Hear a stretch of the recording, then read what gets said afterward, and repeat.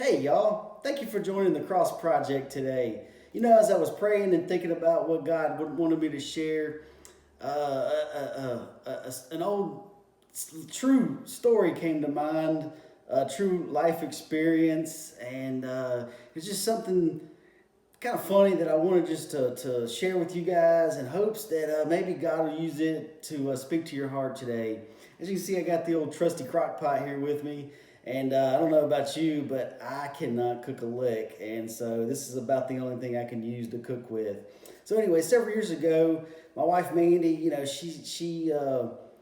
were getting ready, and she likes to use the crock pot. We're all busy, and as we go throughout the day, and she had prepared everything. She took the time to prepare the ingredients, to put them in the crock pot, do everything as the recipe said.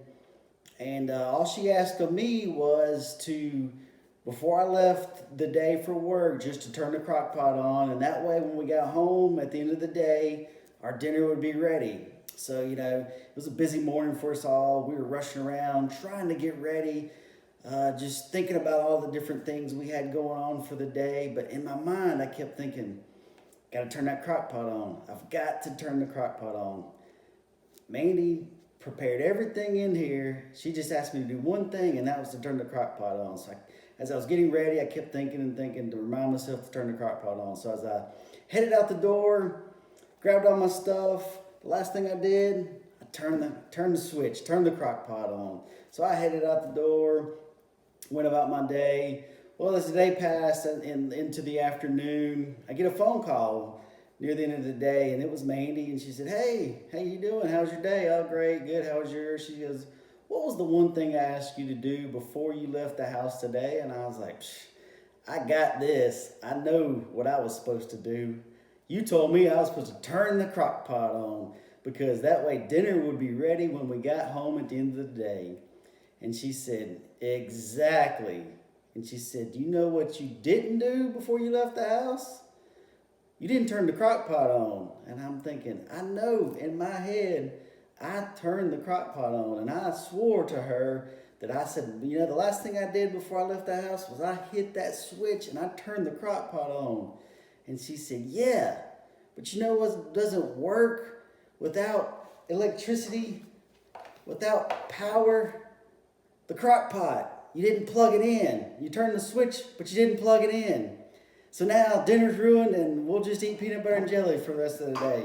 So I tell you this story just to relate to some verses in Ephesians 3, verses 16 through 19. And Paul writes here, "I pray that from his glorious, unlimited resources, he will empower you with inner strength through his Spirit.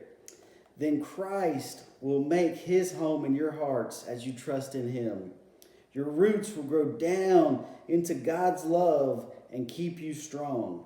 And may you have the power to understand, as all God's people should, how wide, how long, how high, and how deep his love is. May you experience the love of Christ, though it is too great to understand fully. Then you will be made complete with all the fullness of life and power that comes from God."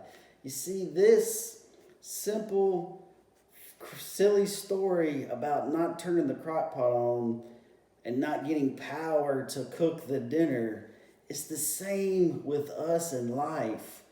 We can do all of these things. We can read the Bible. We can pray. We can go to church.